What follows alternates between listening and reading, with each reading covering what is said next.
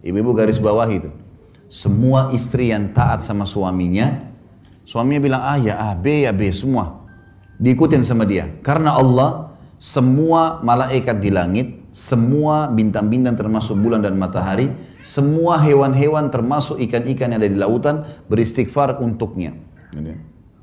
Dan wanita manapun yang keluar rumah tanpa izin suaminya, maka malaikat akan melaknatnya sampai dia kembali. Laknat ini diangkat berkah hidupnya, gitu kan. Siapapun wanita yang memalihkan wajah dari suaminya karena kesombongan, maka juga akan membuat Allah yang di langit murka padanya sampai dia buat suaminya ridho. Nabi SAW tetap dipuaskan. Onani haram dalam Islam kalau laki-laki kerjaan sendiri, tapi kalau istrinya yang buat tidak haram.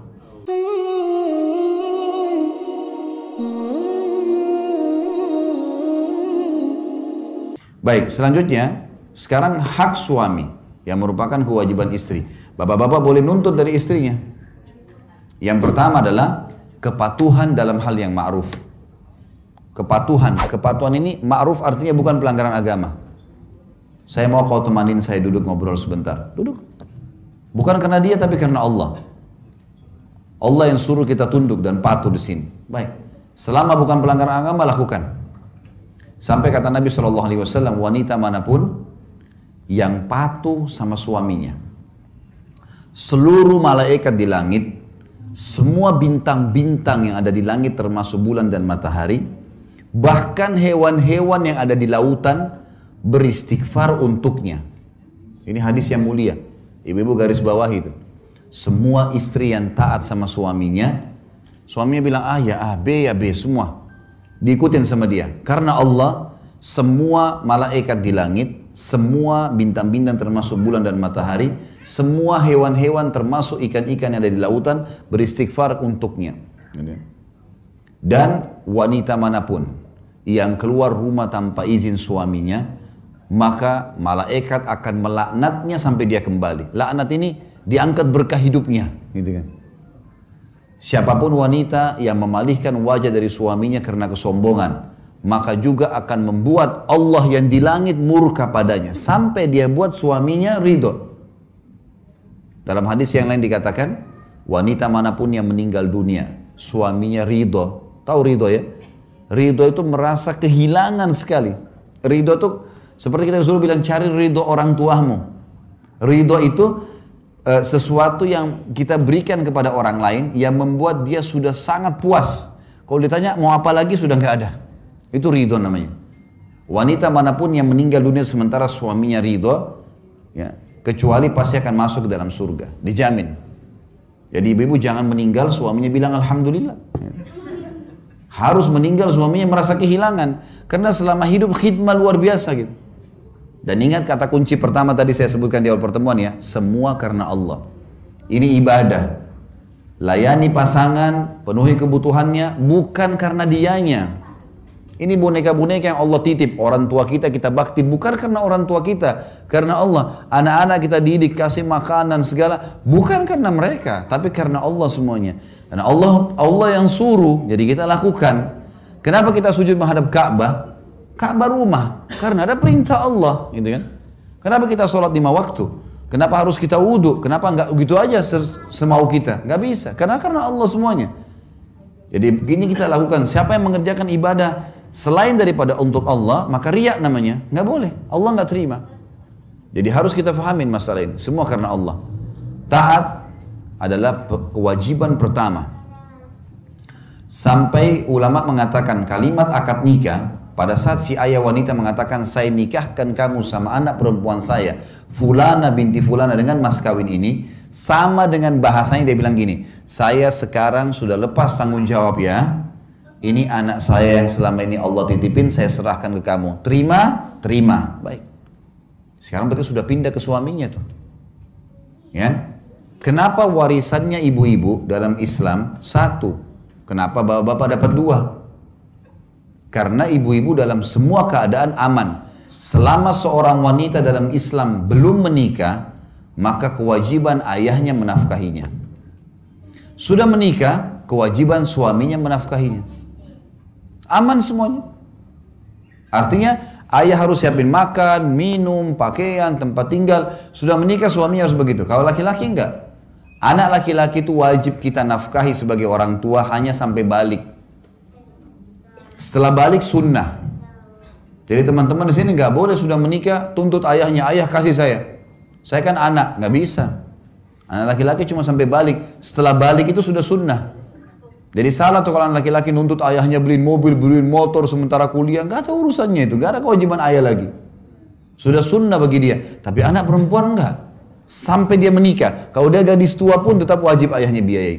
Nggak bisa enggak. Setelah menikah suaminya, makanya warisannya satu. Karena nggak ada tanggung jawabnya. Tapi laki-laki setelah menikah pun harus tetap bakti sama ibunya, bakti sama ayahnya. Nomor satu tetap orang tuanya. Perempuan juga bakti sama orang tuanya, tapi setelah menikah ayahnya, suaminya. Apapun suaminya katakan maka dia lakukan. Sampai tidak boleh seorang wanita dalam Islam puasa sunnah kecuali dengan izin suaminya. Suami lagi cuti hari Senin, dia biasa puasa Senin Kamis. Pamit dulu, saya mau puasa Senin, bisa nggak? Jangan, saya butuh ditemenin. Ya sudah, gak usah puasa, lebih didahulukan. Karena kalau ketemu antara hak wajibnya Allah dengan hak wajibnya makhluk, maka didahulukan hak wajibnya Allah. Misal, Bapak Ibu lagi sholat wajib, Allahu Akbar lagi sholat duhur, ibu kita manggil, jawab panggilan ibu kan wajib, tapi kita sedang kerjain wajibnya Allah, maka nggak boleh dipatuhi makhluk. Tapi kalau bertemu antara hak sunnahnya Allah dengan hak wajibnya makhluk, kita lagi sholat sunnah, dia duhur, Allahu Akbar, ibu kita panggil, nak, berhenti sholatnya. Nggak boleh karena jawab panggilan ibu wajib. Ini sekarang sunnah, walaupun haknya Allah. Kalau ketemu hak wajib Allah dengan hak wajib Allah, haknya Allah dahulukan. Tapi kalau sunnah hak Allah dengan wajib Allah, hak wajibnya makhluk yang didahulukan. Kita harus paham masalah ini. Jadi taat pada suami adalah hal yang sangat mendasar. Kecuali kalau disuruh maksiat.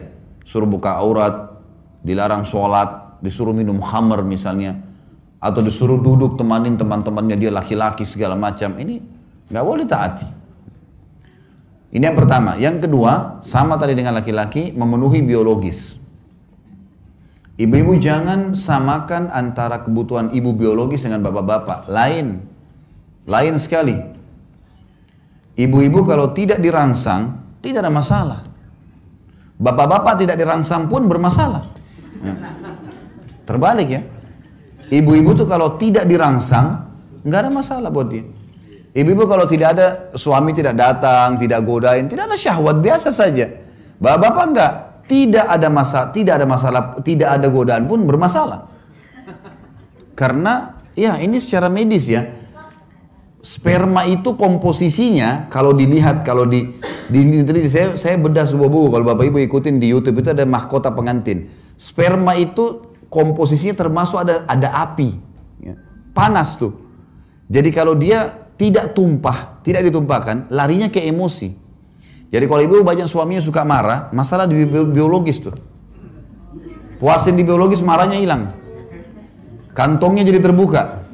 Senyum bibirnya, pasti. Coba bapak-bapak di sini ditanya deh. Kalau sudah terpenuhi biologisnya, sudah puas, mau beli ini? Ya, silakan. Mau ini? Ya. Coba tapi kalau ibu-ibu mau didekatin, tidak mau, malas ini, udah kiamat tuh. Mau beli ini nggak bisa, mahal tuh, nggak usah. Ini mau ke rumah orang tua nggak usah. Untuk apa ke sana buang-buang waktu segala? Dimarahin terus. Masalahnya kena biologis, betul ini. Ini masalah luar biasa. Karena bapak-bapak tahu atau tidak tahu, memang itu secara kejiwaan. Makanya biologis itu bagi laki-laki tidak bisa ditunda, bagi perempuan bisa. Pernah ada seorang wanita di zaman Umar bin Khattab radhiyallahu anhu. Perempuan ini kebetulan suaminya pergi jihad. Terus perempuan ini rupanya sudah 4 bulan suaminya nggak pulang. Ini perempuan lantunkan syair, dia bilang, kalau bukan karena kehormatan hubunganku sama Tuhanku Allah dan kehormatan suamiku serta keimananku, gitu kan, kehormatan diriku, maka aku akan membuat ranjang ini bergoyang. Maksudnya dia akan berzina. Umar lewat depan rumahnya. Umar bilang, hai hamba Allah, apa yang kau ucapin? Perempuan itu ketakutan. Tidak, wahai perempuan, tidak, tadi kau ucapin. Apa kau niat mau berzina? Dia bilang, ya Amir Mu'minin, suami saya 4 bulan belum pulang dari medan jihad. Apa yang terjadi? Umar diam, Umar pergi ke Hafsah, anaknya. istri Nabi SAW. Nabi sudah meninggal di zaman khilafahnya Umar ya. Lalu Umar bilang, hai Hafsah, berapa lama wanita bisa tahan tidak biologis? Kata Hafsah, 4 bulan. Perempuan bisa 4 bulan tidak biologis. Laki-laki 4 bulan, keriting semua kepalanya. Nggak bisa. Banyak ibu-ibu begitu. Ustadz, bagaimana saya lain suami saya ini setiap hari minta digauli, ya, bergaul. Memang begitu laki-laki. Wajar itu, gitu kan? Itu normal. Memang seperti itu kejiwaannya. Makanya Nabi SAW menggantungkan kepatuhan di sini. Sampai kata Nabi, kalau wanita sedang dicorong asap rumahnya, dipanggil sama suaminya untuk berhubungan biologis, datang.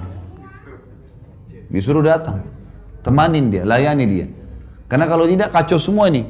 Terbawa emosi di rumah, terbawa emosi di kerjaan, nanti berantem di luar sana, nanti masalah, usahanya tidak jalan. Tapi coba kalau biologisnya sudah puas, aman semua tuh. Jalan semua pekerjaan, jalan mudah semuanya. Kalau ada bapak-bapak yang suka senyum itu Masya Allah sudah. Sudah terpenuhi berarti. Dan ini kewajiban. Ini kewajiban. Makanya Aisyah radhiyallahu anha berkata, kami kalau ingin digauli oleh Rasulullah SAW sementara kami sedang haid. Ternyata wanita haid, itu wanita haid tidak ada syahwat pada saat haid itu. Ibu-ibu pasti tahu itu sudah dibahas dalam buku-buku fikih. Wanita kalau sedang haid, sedang nifas, ini lebih jauh lagi dari syahwat. Udah memang nggak terfikir ke situ gitu kan. Ini darah ini membuat orang jadi tidak berpikir untuk itu. Tapi laki-laki nggak bisa. Kata Aisyah, kami kalau sedang haid dan Rasulullah SAW ingin menggauli kami, ada syahwat laki-laki. Maka beliau menyuruh kami mengikat kencang tempat keluarnya darah di kemaluan, lalu beliau menggauli kami. Nabi SAW tetap dipuaskan. Onani haram dalam Islam kalau laki-laki kerjaan sendiri. Tapi kalau istrinya yang buat tidak haram. Ya. Bentar. Sama halnya dengan apa saja yang tidak dilarang dalam Islam boleh dilakukan. Yang haram dalam Islam adalah meletakkan kemaluan suami laki-laki di dubur istrinya. Dubur nggak boleh, haram. Karena dubur itu tempat kotoran, keluarnya gas, angin, kentut, dan juga keluarnya tinja. Ini bakteri yang kalau tidak dikeluarkan bisa mematikan manusia. Jadi bukan tempat kemaluan di situ. Dan tempat kemaluan di tempat yang diletakkan adalah kemaluan. Makanya Allah bilang tentang haid kan. Ditanyakan kepada Muhammad tentang haid, katakanlah dia penyakit. Dan kalau mereka sudah suci, arti ayatnya, maka gaulilah mereka di tempat yang telah Allah perintahkan kalian, di kemaluannya. Oral seks termasuk dibolehkan. Apa saja selain daripada meletakkan kemaluan di dubur atau meletakkan kemaluan di kemaluan lagi haid dan nifas boleh dilakukan. Saya kasih contoh misal. Teman-teman kita muhajirin, sahabat-sahabat Nabi dari Mekah, waktu hijrah ke Madinah teman-teman, rupanya tradisi orang berhubungan biologis di Mekah waktu itu, mereka menunggingkan istrinya dan mereka menggauli dari belakang, di kemaluan. Tradisi biologis orang Madinah adalah istrinya di bawah, suaminya di atas. Mereka nggak kenal gaya lain. Yang terjadi, waktu sahabat-sahabat muhajirin ini hijrah ke Madinah, banyak yang tidak bawa istrinya, akhirnya nikah sama wanita Ansar di Madinah. Waktu nikah sama orang Ansar, rupanya si suami mau gauli dengan cara Mekah, si istri Madinah nolak. Ini terjadi di zaman Nabi. Terdengar oleh Nabi SAW. Ini kasusnya, si istri nggak mau digaulin. Padahal kalau istri nggak mau digaulin berdosa nih. Gimana caranya? Turun firman Allah. A'udzubillahi minasyaitonirrajim. Nisa'ukum harthun lakum. Fatu harthakum anna syi'tum. Wa qaddimu li anfusikum. Istri kalian adalah ladang buat kalian. Datangi ladang kalian semau kalian dan dahulukan diri kalian.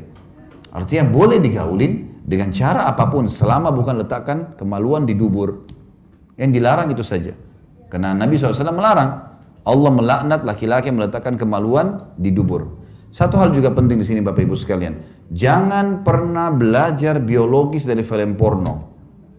Ini penting sekali. Karena ulama bilang, rasionalnya ya, sebagaimana manusia itu secara alami tahu makan masuk ke mulutnya, hidungnya dipakai bernafas, kupingnya dipakai mendengar, kemaluannya juga tahu di mana diletakkan. Sebagaimana dia tahu bagaimana mengeluarkan air seni atau kencingnya. Dia tahu itu sebenarnya. Masalahnya kalau orang nonton film-film porno seperti ini, pertama mendukung perzinahan. Orang lagi zina. Melihat auratnya orang lain. Ya. Dan pola yang dipakai adalah pola non-muslim. Menggauli di dubur, jorok, kotor, dan segala macam hal. Ini dilakukan. Dalam Islam semua bertolak belakang nih, nggak boleh. Kata Nabi SAW, dengarkan hadisnya, manusia yang paling buruk kedudukannya di sisi Allah hari kiamat adalah suami atau istri. Yang sudah saling terbuka, saling merangsang satu sama yang lain, sudah hubungan biologis, lalu keduanya atau salah satunya menceritakan ke teman-temannya. Jadi nggak boleh bapak-bapak misalnya istrinya Masya Allah puasin dia luar biasa, lalu besok ketemu teman-teman, oh istri saya itu begini, begitu, diceritain. Atau ibu-ibu, suaminya Masya Allah puasin, nggak perlu diceritain ke teman-temannya, suami saya itu begini, begitu, begini. Kenapa? Karena efek sosial dan kejiwaannya berbahaya. Kalau kita lagi cerita sama teman-teman kita ternyata pasangan mereka tidak begitu, yang terjadi dia akan ganggu pasangan kita. Makanya banyak rumah tangga rusak, yang ganggu temannya suaminya. Yang ganggu temannya istrinya. Karena dia yang cerita. Pasangan mereka tidak seperti itu.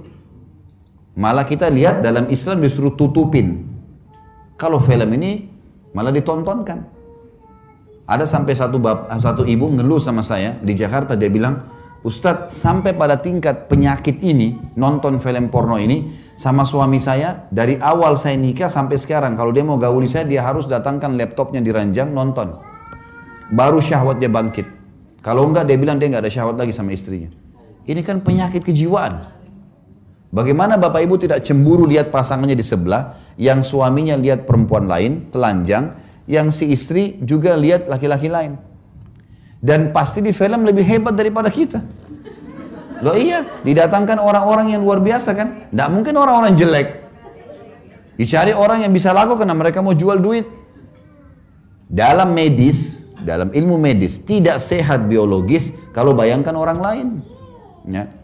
Pasangan setengah mati rangsang kita, kemudian kita bayangin orang lain, ini rusak semuanya. Tapi kalau kita tidak pernah tonton itu Bapak Ibu sekalian, kalau pernah dilakukan istighfar kepada Allah, ada di rumah rusakin semua. Mulai sekarang bangun biologis yang sehat. Pada saat biologis buka mata, lihat pasangan, nikmatin pasangan itu, kemudian insya Allah sampai kita kelimak. Mungkin butuh proses beberapa waktu, setelah nanti semua kenangan film-film itu hilang, dalam waktu yang berjalan nanti kita akan rasakan luar biasa kenikmatan karena kita menikmati pasangan kita. Ini yang real di sini. Itu bahaya, itu cuma hayalan. Ini realnya yang harus. Tidak akan enak orang makan nasi sama tempe kalau yang dibayangin ayam. Mana itu? Loh benar. Kalau yang ada nasi sama tempe lah yang dimakan. Jangan hayalin yang lain. Itu hayalan. Mengganggu ini. Padahal ini sebenarnya di depan mata kita. Ini poin. Baik. Penuhi kebutuhan biologis ini penting. Ibu-ibu harus garis bawahi, suami memang kebutuhannya mendesak. Sering minta itu pun adalah hal yang wajar, hak dia. Ibu tinggal layanin dan menikmatin. Itu saja. Ini pahala dan ibadah, gitu kan? Ini dua hal yang kalau kita simpulkan sebenarnya adalah hal yang sangat mendasar haknya suami. Kalau poin pertama tadi taat, maksud dalamnya tentu tidak boleh juga keluar rumah tanpa izin, ya. Sampai kata Nabi SAW, wanita ahli surga adalah wanita yang kalau kau lihat ke arahnya, dia selalu menyenangkanmu. Dengan dandanannya, dengan pakaiannya, dengan godaannya, semua. Gitu kan? Dan kalau kau perintahkan, dia selalu patuh menjalankan. Ini kunci. Kemudian kata Nabi SAW juga, wanita ahli surga adalah wanita yang kalau dia berbuat salah, atau suaminya berbuat salah, dia datang kepada suaminya memegang tangannya di malam hari, dia mengatakan, saya tidak bisa tidur, kecuali kau sudah ridho dengan saya. Mungkin ibu-ibu bilang, kok kalau saya yang salah wajar, kalau dia salah bagaimana caranya? Ibu harus tahu ya, laki-laki itu karakternya, gengsinya tinggi. Jadi ternyata syariat Allah, yang Allah turunkan lebih tahu siapa laki-laki, lebih tahu siapa perempuan. Bapak-bapak di sini misal, kalau kita lagi buat salah, lalu istri kita yang datang mengatakan, kalau kau tidak ridho dengan saya, maka saya tidak bisa tidur. Saya pastikan bapak-bapak yang salah mengatakan, saya yang salah, maafin saya. Tapi kalau tidak, maka dia akan muncul gengsi dan egonya. Jadi syariat datang memandu untuk bisa mengambil hati pasangan. Memang sudah paling tepat itu. Ini poin tentang masalah hak dan kewajiban.